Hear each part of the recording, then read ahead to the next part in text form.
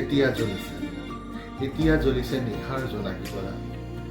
মই লিখা আৰু সুৰেৰে সজোৱা এটি গীত যোৰহাটৰ লগতে অসমৰ যুৱ প্ৰজন্মৰ মাজত জনপ্ৰিয় শিল্পী শ্ৰীময়ী বৰদলৈৰ কণ্ঠত অতি সোনকালে আপোনালোকৰ মাজলৈ আহি আছে এটি ৰোমান্টিক অসমীয়া আধুনিক গীত।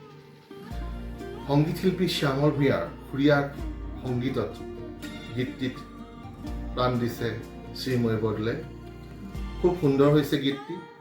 লগতে অবিনাশ ভূঞাৰ ভিডিঅ' ডাইৰেকশ্যনত ভিডিঅ'টিও অতি সুন্দৰ হৈছে। দুৰ্গা পূজাৰ আগে আগে আপোনালোকৰ মাজলৈ আহি থকা শ্ৰীময়ী বৰদলৈৰ প্ৰথম প্ৰচেষ্টা এতিয়া জ্বলিছে অসমৰ সকলো ৰাইজে আদৰি ল'ব বুলি মই আশা ৰাখিছোঁ আৰু শুভকামনা জনাইছোঁ শ্ৰীময়ী বৰদলৈৰ এই প্ৰথম প্ৰচেষ্টাক। ধন্যবাদ। জয় অসম।